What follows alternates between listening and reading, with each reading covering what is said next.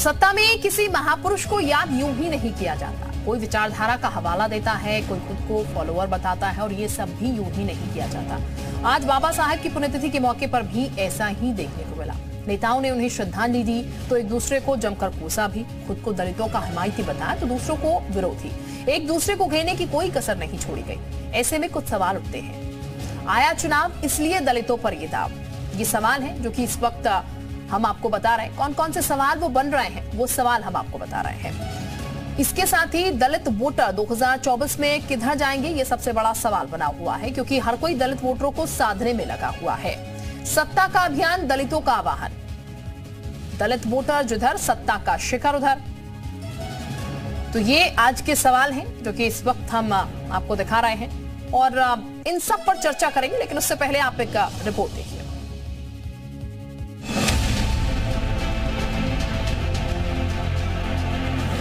उत्तर प्रदेश की सियासत में बसपा प्रमुख मायावती को एक के बाद एक मिलती चुनावी मात और चुनाव दर चुनाव बसपा के खिसकते जनाधार से पार्टी के तमाम दिग्गज नेताओं के विश्वास डगमगाने लगे हैं। सूबे की राजनीतिक बिसात पर मायावती अलग थलग पड़ गई हैं, जिसके चलते दलित समुदाय के 22% वोट बैंक पर विपक्षी दलों की निगाहें लगी हुई हैं।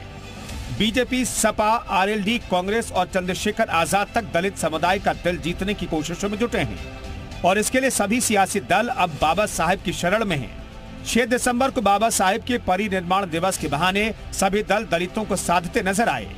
सीएम योगी ने बाबा साहेब डॉक्टर भीमराव अंबेडकर के 67वें परिनिर्माण दिवस पर उन्हें श्रद्धांजलि दी। इस मौके पर उन्होंने कहा कि बीजेपी सरकार हर गरीब, दलित और वंचित के साथ खड़ी है और उन्हें उनका अधिकार देने के लिए तैयार है। हमने समाज को जाति के आधार पर नहीं,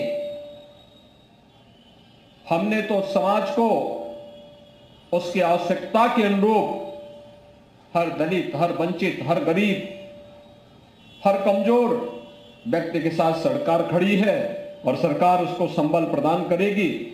इस दृष्टि से सरकार ने उसको अपना सहयोग देना प्रारंभ किया। बसपा सुप्रीमो मायावती ने बाबा साहब भीमराव अंबेडकर के परिनिर्माण दिवस पर उन्हें पुष्पांजलि अर्पित करते हुए उन्हें श्रद्धांजलि दी। इस मौके पर उन्होंने सोशल मीडिया साइट एक्स पर लिखा, देश के 81 करोड़ से अधिक गरीब लोगों का पेट पालने के लिए सरकारी अन्न के मोहताज का जीवन बना देने जैसी दुर्दशा न ये आजादी का सपना था और न ही उनके लिए कल्याणकारी संविधान बनाते समय बाबा साहेब का। भीमराव अंबेडकर ने सोचा था यह स्थिति अति दुखद है।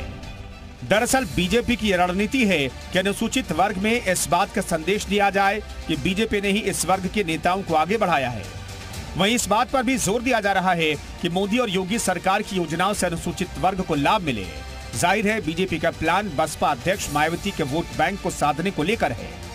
वहीं मायावती अंबेडकर के सहारे अपनी कोर वोटरों को लामबंद करने की कवायद में जुटी हैं। लोकसभा चुनाव में उत्तर प्रदेश देश की दिशा तय करता है, क्योंकि सूबे में 80 लोकसभा सीटें हैं। लेकिन यूपी साधने के लिए दलित वोटरों को साधना भी जरूरी है और सियासी आंकड़े बताते हैं कि दलित वोटरों ने जिस सियासी दल का साथ दिया, सत्ता के सिंहासन पर वही सवार हुआ। ऐसे में सूबे के 22% दलित मतदाताओं को अपनी अपनी पार्टी में जोड़ने की कवायद तेज हो गई है। ब्यूरो रिपोर्ट, जी मीडिया। और चर्चा करने के लिए इस वक्त हमारे साथ खास मेहमान जुड़ चुके हैं। सबसे पहले उनका तारुफ आपसे करा देते हैं। हमारे साथ तारिक खान साहब जुड़ चुके हैं, प्रवक्ता हैं समाजवादी पार्टी के, बहुत स्वागत है।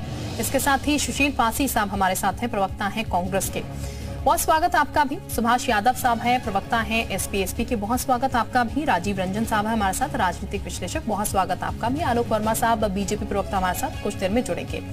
तो सबसे पहले शुरुआत करते हैं हम यहाँ पर तारिक खान के साथ। तारिक खान साहब, हर एक पार्टी कहती है कि हम दलितों की हितैषी हैं। कभी अंबेडकर बीएसपी के हुआ करते थे, अचानक सबके हो गए हैं।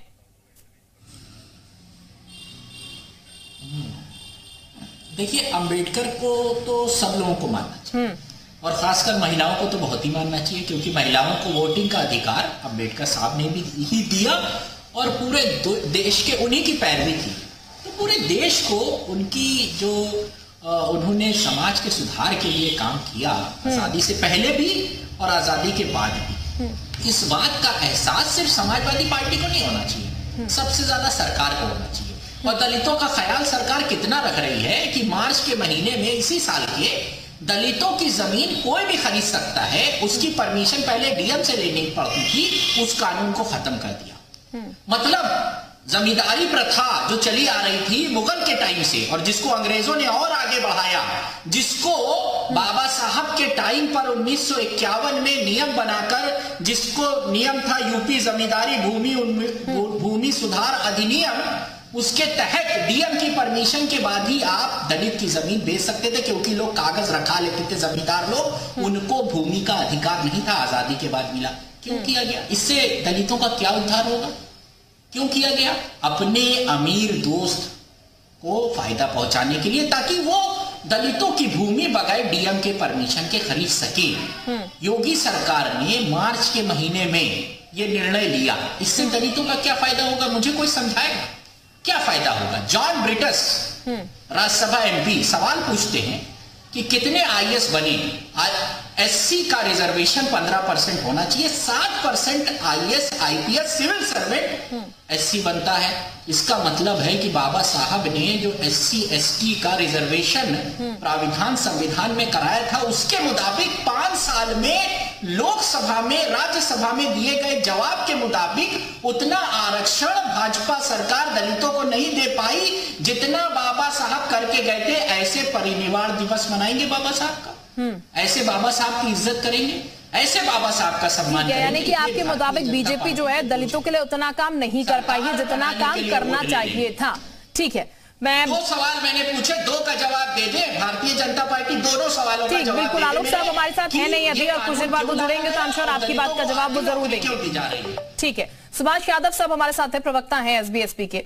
सुभाष यादव साहब, सरकार को सोचना चाहिए दलितों के बारे में। इस वक्त हम ग्राफिक्स के जरिए भी आपको दिखा रहे हैं यूपी विधानसभा 2022 का पूरा आंकड़ा कितना प्रतिशत है यहाँ पर।